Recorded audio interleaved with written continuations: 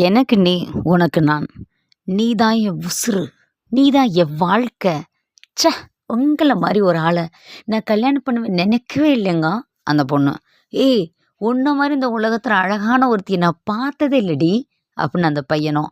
அப்படின்னு ஒருத்தருக்கு ஒருத்தர் ஆசை ஆசையா சந்திச்சு, பேசி, கல்யாணம் பண்ணி வாழக்கூடிய வாழ்க்கை இன்பமான ஒரு வாழ்க்கையா இருக்கா? எல்லோருக்கும் அப்படின்னா, அது ஒரு கேள்விக்குறி தான். ஏன் அப்படின்னா, கிட்டத்தட்ட பார்த்தீங்க அப்படின்னா, 90% ஆணோ, பெண்ணோ, கணவனோ, மனைவியோ, அம்மா, அப்பாவே ஆனாலும் கூட, கண்டிப்பா நிம்மதியான, சந்தோஷமான வாழ்க்கைய வாழ்றாங்களா? அப்படின்னா, ஒரு கேள்விக்குறி தான். அத பத்தி தான் உங்கள்ட்ட நான் வந்து பேச விரும்புறேன். நான் உங்கள் பட்டிமன்ற பேச்சாளர் கனிமொழி பேசுகின்றேன். தமிழ் தந்த உறவுகளுக்கு அன்பின் வணக்கம். நீங்க எல்லாரும் நல்லா இருக்கிறதுக்கு எல்லாம் வல்ல இறைவனை நான் வேண்டிக்கிறேன். நானும் ரொம்ப நல்லா இருக்கேன். ஓகே. அப்ப இந்த காலகட்டத்தில கணவன், மனைவி உறவு என்ன அப்படின்னா, இன்னைக்கு இருக்கக்கூடிய சிச்சுவேஷன்ல கூட பார்த்தீங்க அப்படின்னா, நமக்கு வந்து சின்ன திரையா இருக்கட்டும், பெரிய திரையா இருக்கட்டும், ஜெயம் ரவினா ரொம்ப ரொம்ப பிடிக்கும். பார்த்தீங்கன்னா, ஜெயம் ரவி வீட்டோட மாப்பிள்ளையா? அப்படின்ட்டு ஒரு கன்டென்ட் வந்து, நாங்க 2 டிவோர்ஸ் பண்ண போறோம் அப்படின்னு முடிச்சாங்க. அதுக்கப்புறம் பார்த்தீங்கன்னா, இன்னைக்கு பணம் சம்பாரிப்பதற்கான அற்புதமான வழி அப்படின்ட்டு ஏதோ ஒரு கன்டென்ட்ல அரவிந்தசாமி ஒரு புக் வந்து சொல்லியிருக்காங்கன்னு சொல்லிட்டு, அந்த புக் பயங்கர ஃபேமஸ். எல்லாத்துக்குமே ரொம்ப பிடிச்ச ஒரு புக் தான்னு வச்சுக்கங்களேன். ஆனாலும் கூட அரவிந்தசாமியோட வாழ்க்கையிலயுமே பார்த்தீங்கன்னா, டிவோர்ஸ். எடுத்த எடுப்புல கிட்டத்தட்ட ரூ. 80,00,000 நீ குடுக்கணும்யா அப்படின்னு அந்த அம்மா டிவோர்ஸ் வாங்கிட்டு போயிட்டாங்க. இப்பல்லாம் அது முன்னாடி நடந்தது. அப்ப பிரபலங்களுடைய வாழ்க்கை ப்ராப்ளங்கள்ல தான் முடியுது. அத பார்த்தீங்கன்னா, அத விட இன்னைக்கு ட்ரெண்ட் என்ன? ஏஆர் ரகுமான். ஏஆர் ரகுமான் வந்து டிவோர்ஸ் குடுக்க போறாராம். ஷோ! என்னத்த சொல்றதுன்னு எனக்கு தெரியல. தயவு செய்து அன்பிற்குரிய அன்பு நெஞ்சங்களே, உங்ககிட்ட ஒரே ஒரு விஷயத்த நான் சொல்றேன். அது எனக்கும் சேர்த்து தான் பொருந்தும்.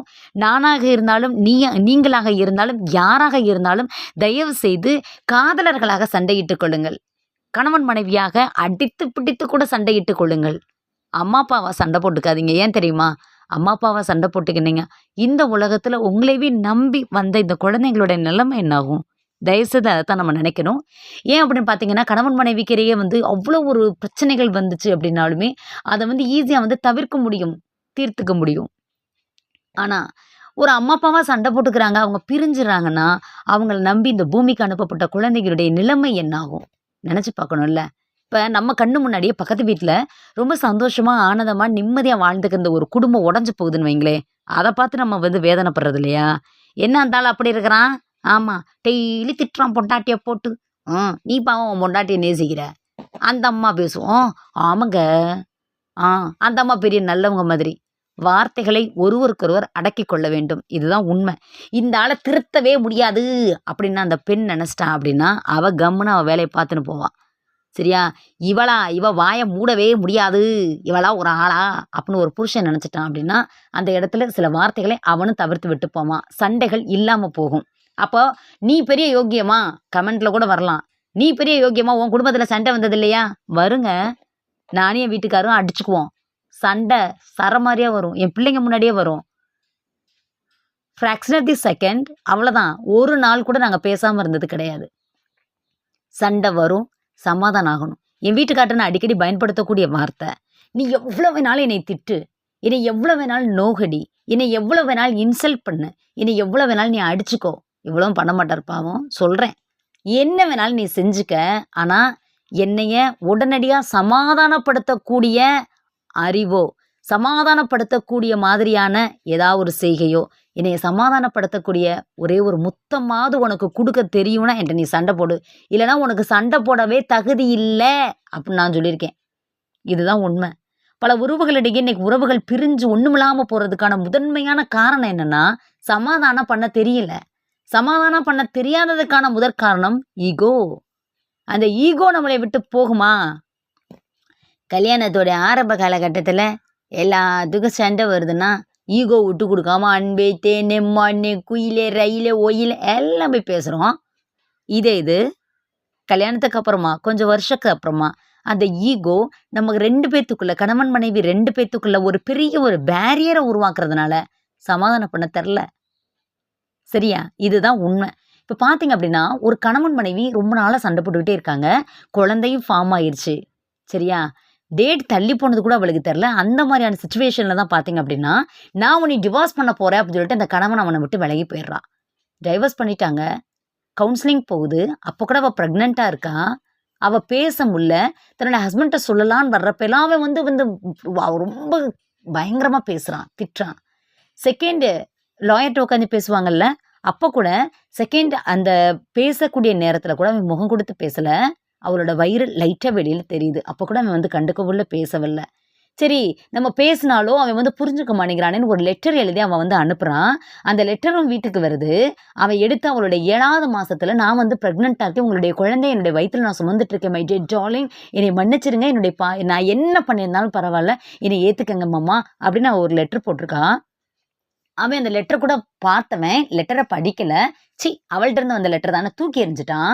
ஏன்னா வந்து கவுன்சிலிங் அவங்களுக்கு போயிட்டுருக்கு, டிவோர்ஸ்க்கு முன்னாடியான கவுன்சிலிங். என்னை இன்சல்ட் பண்ணிட்டு எங்கள் குடும்பமே எதிர்பாராத ஒரு டிவோர்ஸ் அப்படிங்கிற ஒரு விஷயத்த, என்னை வந்து அனாதையாகக்கூடிய ஒரு விஷயத்த அவள் பண்ணிட்டா அப்படின்னு அவளையும் குற்றம் சொல்லிக்கிட்டு இருக்கிறாரு, இவரும் குற்றப்படுத்திக்கிட்டே இருக்காரு. மொத்தம் 2 பேத்துக்குமே பிரச்சனை. அவங்களும் குற்றப்படுத்திட்டாங்கன்னு நினச்சிக்கிட்டாரு. இப்போ இவங்க எவ்வளவோ மன்னிப்பு கேட்க வந்திருக்கிறாங்க, ஆனால் அவர் கண்டுக்கல. இது உண்மை சம்பவத்தின் அடிப்படையில் தான் சொல்லிட்டு இருக்கேன் நான். 2 பேத்துக்குமே வந்து ஒரு பெரிய கிளாஷ். இவங்க இறங்கி போய் ஒரு லெட்டர் எழுதி கொடுத்தாலும் அதை ஏற்றுக்கக்கூடிய மனப்பக்குவத்தில் அவர் இல்லை. பார்த்தீங்கன்னா குழந்தை 8.5 மாசத்திலே குழந்தை பிறந்துருது. குழந்தை பிறந்தோடனே இவருக்கு பயங்கர ஷாக். அந்த குழந்தை யாருக்கு பிறந்த குழந்தைனே தெரில. அவள் ஒரு நடத்த கட்டவ. இதுவே வந்து டிவோர்ஸ்க்கான ஒரு மிகப்பெரிய காரணம் இல்லையா? எனக்கு டைவர்ஸ் கொடுங்க அப்படின்னு லாயரை போய் தனிப்பட்ட முறையில் பார்த்து பேசுகிறாங்க. அப்போ லாயர் அவர்கிட்ட சொல்கிறாங்க, நீங்கள் இப்படி சொல்லலாம், நீங்கள் ஒரு தடவை சந்திச்சு பேசி பாருங்களே. அப்போ கூட சொல்கிறாங்க, முடியவே முடியாது. மரணம் படுக்கை அப்படிங்கிற அளவுக்கான ஒரு பிரசவ வேதனையில், ஏன்னா 8.5 மாசத்துல குழந்தை பிறந்திருக்கு. அந்த அம்மா மனம் நொடிஞ்சு போய் அந்த பிள்ளை, அந்த பெண்மணி அந்த அம்மா ஸ்தானத்தில் வந்துட்டா. அவள் படுத்த படுக்கையாக கிடக்கிறான். அவளை பார்க்கறதுக்காக ஹாஸ்பிட்டலுக்கு வர்றதுக்கு அந்த கணவனுக்கு மனசு இல்லை. ஏன்னா அந்த குழந்தை அவனுக்கு பிறக்கலன்னு அவன் நினச்சிட்டு இருக்கான் இல்லையா? வரல. பார்த்தீங்கன்னா ஒரே ஒரு முறை போய் பார்த்துட்டு தான் வாயேண்டா அப்படின்னு அவங்க அம்மா அட்வைஸ் பண்ணி அனுப்புகிறாங்க. கேட்டுட்டு அவன் போகிறான். போய் பார்த்தா உயிரோடைய கடைசி துளியை, கடைசி நிமிடத்தை அவன் எண்ணிட்டுருக்கா. பார்த்த உடனே கண்கலங்கி அழறா. கண்கலங்கி இவனுக்கு புரியல.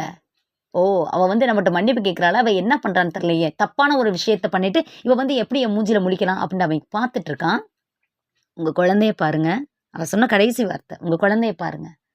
உங்கள் குழந்தையா இது அப்படிங்கிறான். அவளோட உயிர் அவளை விட்டு போயிடுச்சு. நல்ல வேளை அந்த வார்த்தையை அவன் வந்து கேட்டுட்டு இன்னும் மனநொடிஞ்சு சாகிறதுக்கு மரணப்பிடியில் தன் கணவன் வந்துட்டான்ற ஆனந்தத்தோடு அவள் செத்து போயிட்டா.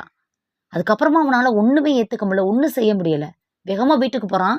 அவன் அனுப்பின லெட்டர் எடுக்கிறான். லெட்டர் எடுத்து பார்த்தா அவளோட குழந்தை, அவனுடைய குழந்தை. பார்த்த உடனே அவனுக்கு அவமானம் தாங்கலை. தன்னுடைய கோவத்தை, தன்னுடைய ஈகோத்தனத்தை, தன்னுடைய மூர்க்கத்தனத்தை, தன்னுடைய அறிவிலித்தனத்தை நினச்சி ரொம்ப ரொம்ப நொறுங்கி போகிறான். இப்போ அந்த குழந்தை யார் வளர்ப்பா? தன்னோட குழந்தைன்னு மார்போடு அணைச்சிட்டு எடுத்துகிட்டு போயிட்டான். நான் என்ன கேள்வி கேட்குறேன்?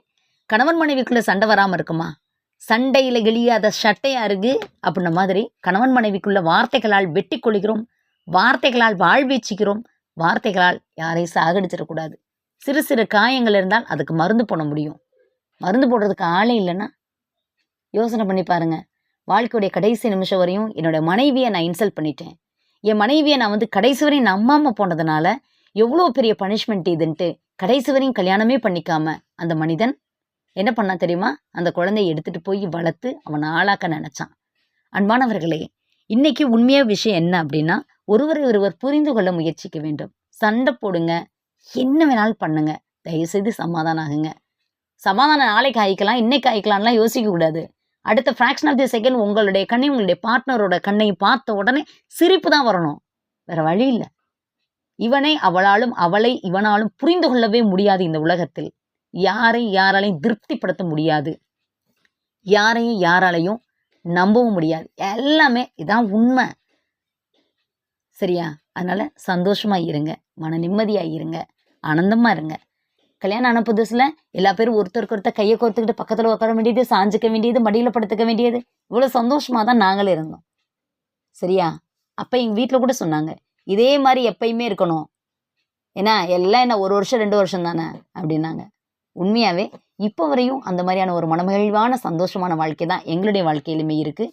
இன்னுமும் அடிச்சுக்கிறோம், சண்டை போடுறோம், திட்டுறோம், விளையாடுறோம், எல்லாமே இருக்குது. அதே மாதிரி நம்மளும் எல்லாருமே இருந்தோம் அப்படின்னா நிம்மதியாகவும் சந்தோஷமாகவும் இருக்கும். இது வந்து தற்பெருமைக்கான ஒரு கண்டென்ட் கிடையாது. தயவுசெய்து இதை புரிந்து கொள்ள வேண்டும் என்று அன்போடு கேட்டுக்கொள்கிறேன். நன்றி, வணக்கம்.